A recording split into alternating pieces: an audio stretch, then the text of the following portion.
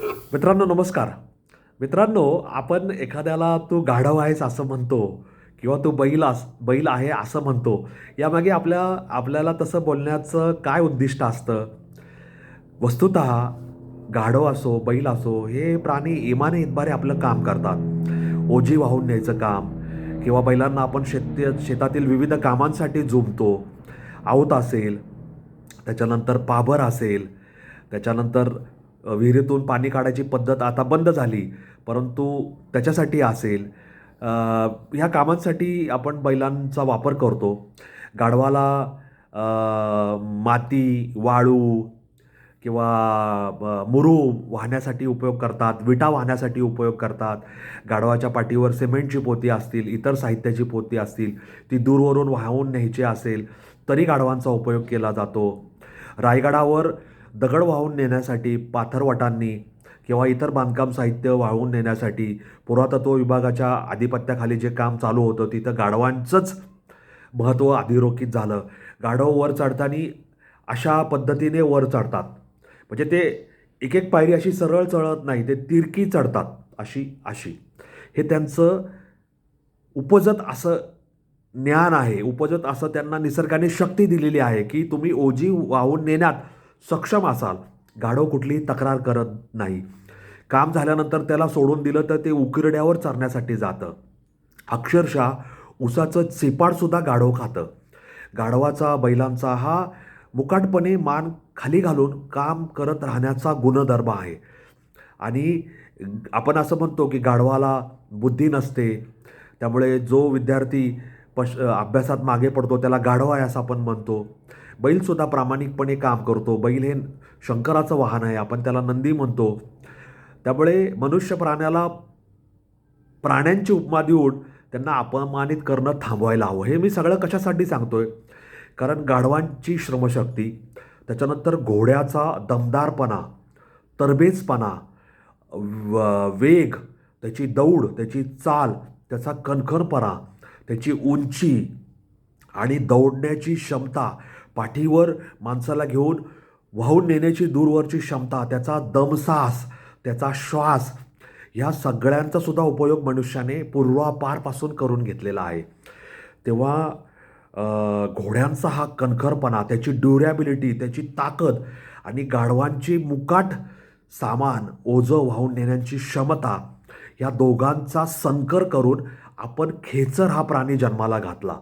आणि खेचर, गाढव, घोडा या माध्यमातून डोंगर रांगा, पर्वतीय प्रदेश, त्याच्यानंतर उभी चढण, बर्फाळ प्रदेश, त्याच्यानंतर डोंगर, हिमकडे, इथे सामान, ओझी वाहून नेण्यासाठी गाढवांचाच, खेचरांचाच, घोड्यांचाच उपयोग केला जातो.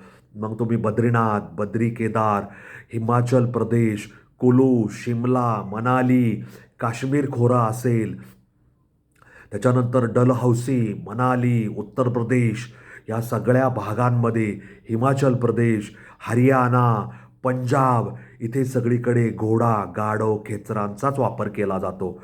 घोड्यांना आत्तापर्यंत पशुवैद्यकीय, पशुतज्ञ यांच्या दृष्टीने किंवा पशुविज्ञान यांच्या दृष्टीने महत्त्व होतं, तसं महत्त्व खेचरांना आणि गाढवांना नव्हतं. गाढव आणि खेचर या अतिकष्टाळू पण दुर्लक्षित प्राण्यांच्या आरोग्यसेवेसाठी आता ऐतिहासिक पाऊल उचलण्यात आलेलं आहे. धर्मा डॉंकी सँच्युरी या संस्थेच्या सातत्यपूर्ण प्रयत्नांमुळे महाराष्ट्र शासनाच्या पशुसंवर्धन विभागाने आता प्राण्यांच्या नियमित लसीकरण, तपासणी आणि उपचाराबाबत, प्राण्यांच्या खरेदी विक्रीबाबत सुद्धा गाढव आणि खेचरांचा समावेश त्याच्यामध्ये केलेला आहे.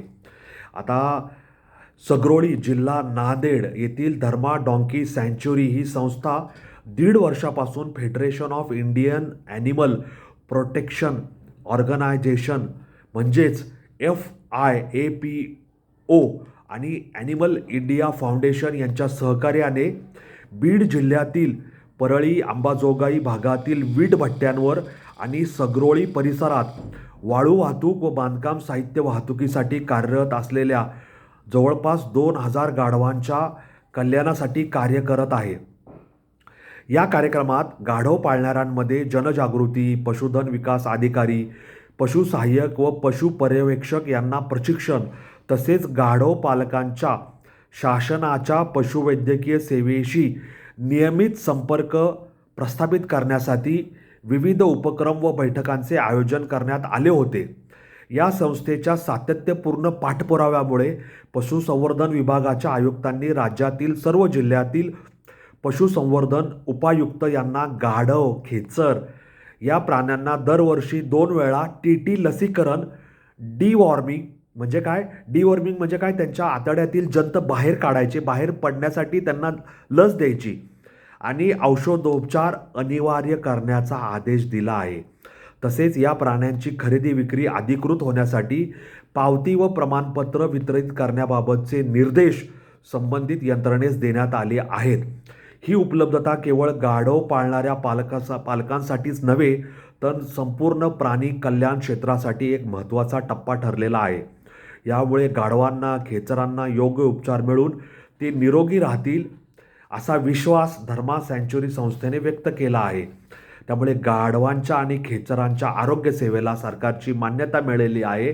या अतिकष्टाळू प्राण्यांच्या कष्टाचं सार्थक झालेलं आहे, कारण ते प्राणी या श्रेणीत, या वर्गवारीत आता त्यांना प्रतिष्ठा प्राप्त झाली आहे.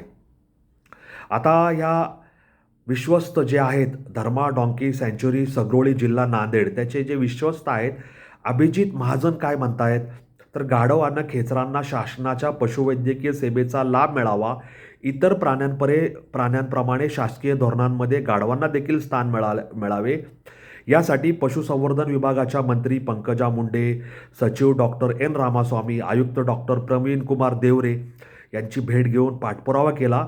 त्यास यश मिळाले आहे.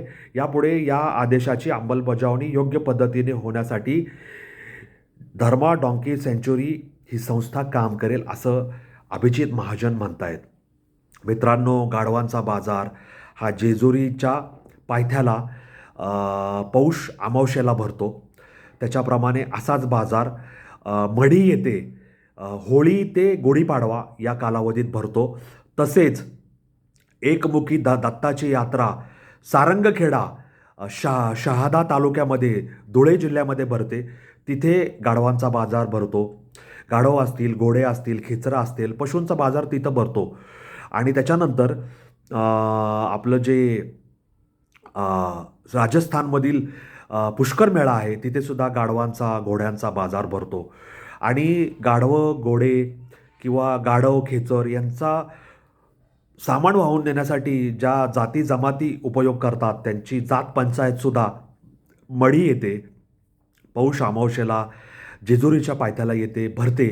आणि त्या लोकांना गाढवांचं मोल, गाढवांचे कष्ट, त्यांची मजुरी आणि गाढवांबद्दल त्यांना असणारी आत्मीयता या सगळ्या बाबत दिसून येते. तेव्हा कुणालाही गाढव बनू नका, कुणालाही बैल म्हणू नका. ते आपल्या निसर्गाने नेमून दिलेलं काम, निसर्गाच्या चक्रामध्ये, निसर्गाचं जे त्यांना चौकट आहे त्या चौकटीच्या बाहेर जाऊन काही करत नाही. तेव्हा त्यांना अधिकृतता आता प्राप्त झालेली आहे, त्यांना प्रतिष्ठा प्राप्त झालेली आहे आणि त्यांच्या अस्तित्वातील, त्यांच्या काम करण्यावर मोहर आता राज्य शासनानेही उमटवली आहे. तेव्हा गाढव, खेचर, घोडा आणि एकूण प्राणी जगत याबद्दल तुम्हाला काय वाटतं मला कॉमेंट बॉक्समध्ये लिहून जरूर कळवा. अनवट वाटेवरचे वाटसरू व्हा, वारकरी व्हा, या प्रवासात सामील व्हा आणि असेच वेगळ्या वाटेवरचे व्हिडिओ पाहण्यासाठी माझा चॅनल लाईक, शेअर, सबस्क्राईब करायला विसरू नका असं माझं तुम्हाला आग्रहाचं सांगणं आहे. धन्यवाद. जय हिंद, जय महाराष्ट्र, वंदे मातरम, जय श्रीराम, जय जगन्नाथ, जय सनातन. धन्यवाद.